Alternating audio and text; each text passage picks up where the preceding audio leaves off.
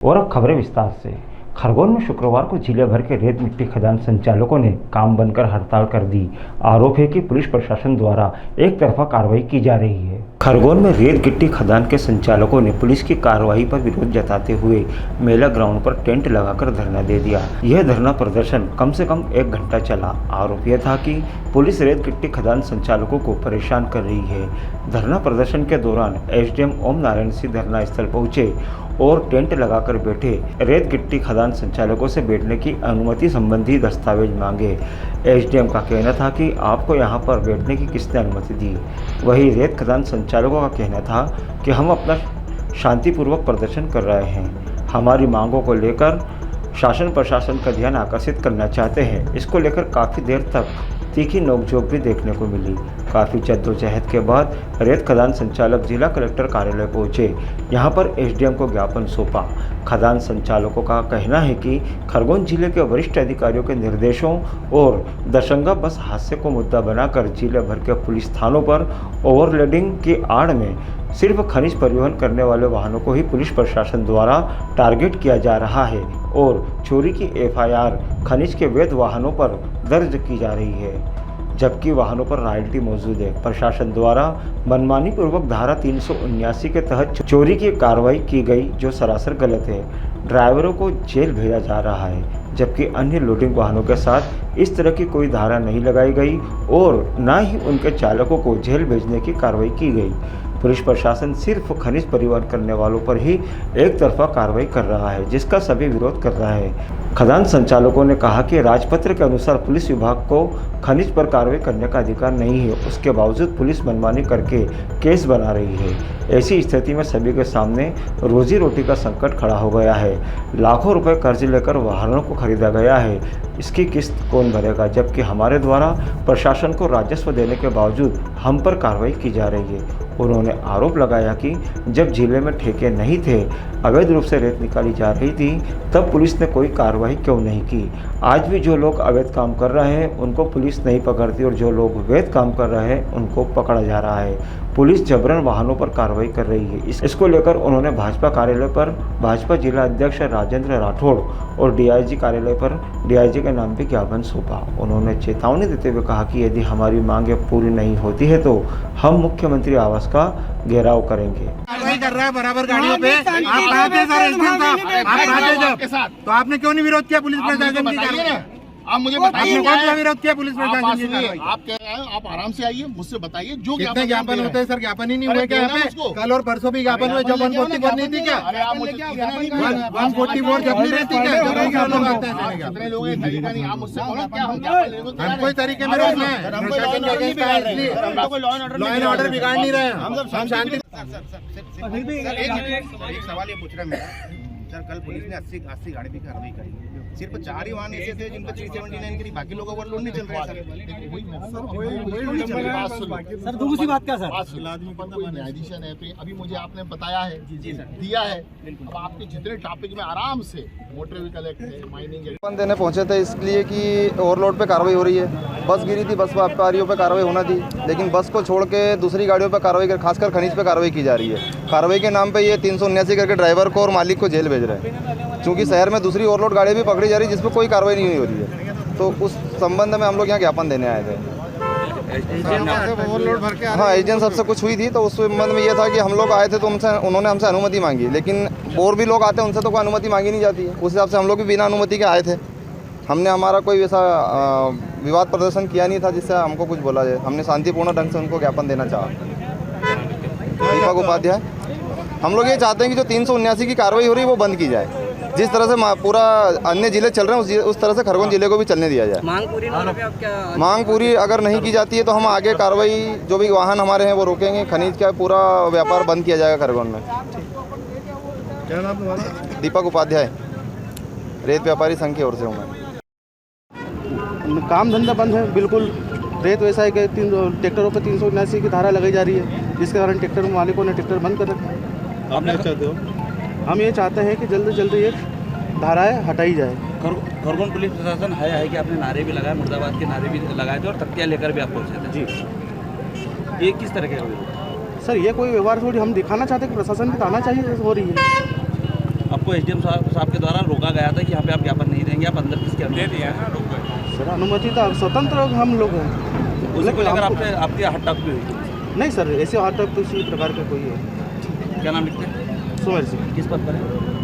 मजदूर यूनियन पर काम बंद कर दिया है। रेत व्यापारी संघ की तरफ से ज्ञापन दिया गया है। रेत व्यापारी संघ की तरफ से ये पॉइंट्स रखे गए हैं कि खनीज के वाहनों पर मनमानी पूर्वक कार्रवाई की जा रही है और द्वेषतापूर्वक कार्रवाई की जा रही है। कल मेरे एक वाहन पे जिसमें गिट्टी चूरी भरी हुई थी, रॉयल्टी 20 मीटर की पूरी थी, उसमें माल 19 मीटर था। गाड़ी का वजन कराया गया, फिटनेस परमिट और सारे पेपर्स वैध पाए गए। उसके बावजूद उस पर 379 की कार्रवाई करके ड्राइवर को जेल भेज दिया गया। इस तरह की कार्रवाई और भी ओवरलोडिंग की अगर 379 का अपराध है तो बाकी जितनी गाड़ियां पकड़ाई थी खरगोन में कल, चावल की, गेहूं की, फर्ची की, कोयले की, पत्थर की, राख की, यहाँ से वहाँ तक जितनी भी गाड़ियां पकड़ाई थी उन सभी के ऊपर 379 की कार्रवाई की जाना थी। सिर्फ खनीज के ऊपर 379 की कार्रवाई क्यों की गई? जबकि खनीज के मापदंडों के अनुसार उस पर रॉयल्टी पूरी थी, तो माल चोरी का कैसे हो गया? हमने ये बात पूछी लेकिन कोई जवाब देने को तैयार नहीं पुलिस प्रशासन की तरफ से। उन्होंने कहा आप कोर्ट जाइए, जो भी आपकी बात अपनी बात जाकर के कोर्ट में रखिए। आप प्रशासन में कोई सुनने को तैयार नहीं है और लगातार खनीज के ऊपर कार्रवाई जब मन में आता है, जब जैसी कार्रवाई करने का काम प्रशासन द्वारा किया जा रहा है, अगर ऐसा कुछ है तो कुछ गाइडलाइन या मापदंड तय कर दिए जाए कि किस तरह से काम करना है, तो खनीज व्यापारियों को भी समझ में आए कि कैसे काम करना है। चुप रहा यार भाई पीछे। हाँ क्या कार्रवाई क्या चाहते हैं? हम लोग बस जो भी हो द्वेषतापूर्वक कार्रवाई ना की जाए और अगर ओवरलोडिंग की कार्रवाई और ओवरलोडिंग पे 379 का अपराध बनता है तो फिर बाकी वाहनों पे भी किया जाए। एक भी वाहन सड़क पे नज़र नहीं आएंगे, पूरे ज़िले में सड़कें खाली हो जाएगी। क्या लिख के कोई भी वाहन आज की डेट में ऐसा नहीं है जो ओवरलोड नहीं जाता हो। जो भी वाहन चलते हैं मैक्सिमम वाहन ओवरलोड चलते हैं। अगर खनीज के वाहनों के मापदंड अगर रॉयल्टी है तो उनकी रॉयल्टी सही देख करके उनको छोड़ देना चाहिए, और अगर ऐसा नहीं है तो उनकी रॉयल्टी कम बनना चाहिए। 20 मीटर की रॉयल्टी बनती है तो उसमें माल 40 मीटर हो जाता है। क्या लिख के भी दे दिया ठेका बंद करने? क्या जो डिजाना ग्रुप का ठेका? पुलिस को पकड़ने की गाड़ी नहीं है। जबकि 8 अप्रैल को एक राजपत्र जारी हुआ है, 8 अप्रैल 2022 को, जिसमें खनीज के वाहनों पर कार्रवाई करने का पुलिस को मना किया हुआ है। और अगर ऐसे वाहन पुलिस को मिलते हैं तो अनुविभागीय अधिकारी राजस्व मतलब एसडीएम साहब को सूचना देगी और एसडीएम साहब उस पर न्याय संगत कार्रवाई जो नियम है उस हिसाब से करेंगे। पुलिस सीधे ही कार्रवाई करने लगी और पुलिस तो ओवरलोडिंग के ऊपर जो ओवरलोड माना है उसके ऊपर के माल को वो चोरी का मान करके सीधे FIR दर्ज कर रही है। आपकी मांगे पूरी नहीं होगी तो आगे क्या है? आगे काम बंद करने के अलावा कोई रास्ता नहीं है, क्योंकि इस तरह से अगर गाड़ियाँ अगर हम भर के भेजते हैं पूरी रॉयल्टी लेकर के और वो गाड़ियाँ भी अगर अंदर होकर ड्राइवर जेल जाएंगे तो कौन व्यापारी काम कर पाएगा? क्या नाम लेते हैं? मेरा नाम अमित भाव साहब है। बीजेपी कार्यालय पहुंचे, इस दौरान एसडीएम झड़प भी हुई, क्या मामला है, किस प्रकार की चेतावनी? सर मैं अमित जैन, मैंने खरगोन जिले का रेत का ठेका ले रखा है करोड़ों रुपए में। मैं गवर्नमेंट को राजस्व को दे रहा हूँ करोड़ों रुपए। मेरे साथ सर पिछले 3 महीने से खरगोन पुलिस प्रशासन द्वारा जबरन मेरी गाड़ियों को ओवरलोड के नाम पे पकड़ा जा रहा है और 379 जो चोरी की धारा होती है उसको करके जेल भेजा जा रहा है सर। जबकि सर ये इसी अन्य जिलों में ऐसी कोई कार्रवाई हो नहीं रही है, सिर्फ हमारे ज़िले में ही पुलिस की मंशा अनुसार कोई कार्रवाई की जा रही है और हमारे साथ जाति की जा रही है। आज हम शांतिप्रिय हमारी बात प्रदर्शन शांतिप्रिय हमारी बात कहने आए थे कलेक्टर साहब को, मुख्यमंत्री के नाम हमने ज्ञापन दिया और एसडीएम साहब ने हमको बोला कि तुम्हारे पास परमिशन नहीं है। तो मैंने साहब हम तो शांतिप्रिय ज्ञापन देना है, परमिशन वाली क्या बात है? और इसी करके उन्होंने हमारे साथ बोला तो हमने बताया कि हम तो सिर्फ ज्ञापन देना है। क्या चेतावनी देना चाहते हैं? सर मैं ये बोलना चाह रहा हूँ कि सर अगर हमारी गाड़ी अब एक्चुअल कल भी पुलिस ने जब से ये दुखद घटना हुई है बस वाली जिसमें 25 मृत हुए हैं, दुख हमको भी इस चीज़ का, पर सर सिर्फ रेत की गाड़ियों पे और गिट्टी की गाड़ियों पे कार्रवाई की जा रही 379 की, बाकी गाड़ियों पे क्यों नहीं की? 80 गाड़ियाँ पकड़ी पुलिस ने और 80 में से मात्र 4 गाड़ी पे 379 करके ड्राइवर और ड्राइवर मालिक गाड़ी मालिक को जेल भेज दिया, बाकी को नहीं जेल भेजा। ऐसा क्यों करा? ये क्या मंशा है पुलिस की रेत वालों से? दूसरी वाहनों पे नहीं होगा, किसी वाहन पे नहीं उन्होंने 379 की कार्रवाई की, जबकि वो भी ओवरलोड है। सिर्फ और रेत और गिट्टी वालों पे क्यों की जा रही है सर 379 की कार्रवाई? क्या मंशा है पुलिस की इसमें? आपकी क्या मांग है? हमारी मांग ये है कि हम विधिवत रॉयल्टी दे के आ रहे हैं, रॉयल्टी है उसमें रॉयल्टी नहीं हो किसी गाड़ी में तो बिल्कुल आप पकड़िए, हम किसी के लिए कुछ नहीं करेंगे, पर विधिवत रॉयल्टी दे के आ रहे हैं, उसके बावजूद भी उनको वजन करा के और 379 की कार्रवाई की जा रही है। सरकार को राजस्व भी दे रहे हैं, सरकार को करोड़ों रुपये का राजस्व हम दे रहे हैं, हमने दिया भी है। हमने खरगोन जिले के ठेके लिए और इसके पहले भी जब ठेका नहीं था उसके उपरांत में अवैध उत्खनन का काम चलता था। जब पुलिस क्यों नहीं पकड़ती थी गाड़ियों को, जब क्यों नहीं ट्रैक्टरों को पकड़ती थी? क्या मंशा है उन लोगों की?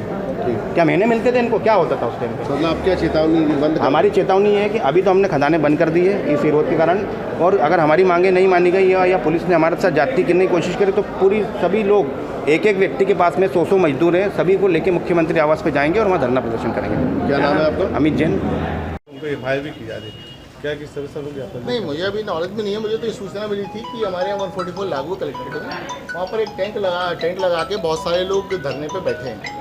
जो 144 का उल्लंघन है और भी संवैधानिक या विधि का उल्लंघन है, तो मैं इसको चेक करने के लिए मेरा एग्जीक्यूटिव मजिस्ट्रेट, नायब तहसीलदार और पुलिस के साथ पूछने आया था। तो उनसे मैंने यही पूछा कि आप बताइए आपको किस की अनुमति के साथ यहाँ पर ये एक्टिविटी कर रहे हैं, क्योंकि हर एक की अनुमति होती है और मैं एसडीएम हूँ तो मेरी ड्यूटी है कि इन सब चीज़ की अनुमति दे के विधिवत संवैधानिक प्रावधानों के अनुसार करना।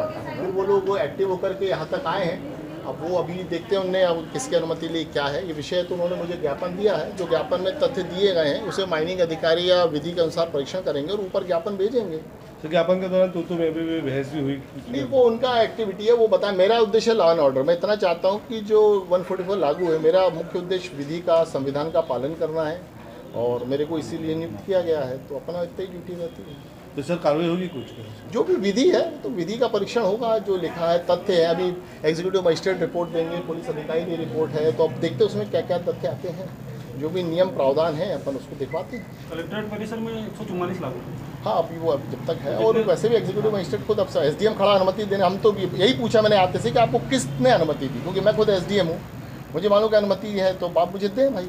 सभी जो भी हैं ज्ञापन देने आते हैं वो अनुमति का ऐसा नहीं है सभी का। मेरा मुख्य उद्देश्य ज्ञापन देने के तरीके होते हैं, एग्रेसिव तरीका नहीं होता। शांतिपूर्वक अगर कोई व्यक्ति ज्ञापन देता है या कोई अपनी बात कहता है तो विधान उसको बोलता है। 144 इसलिए लागू नहीं है कि किसी को उग्र हो, इसलिए कि शांतिपूर्वक कोई भी व्यवहार किया सकता है संविधान और कानून में। Bureau report Khargone.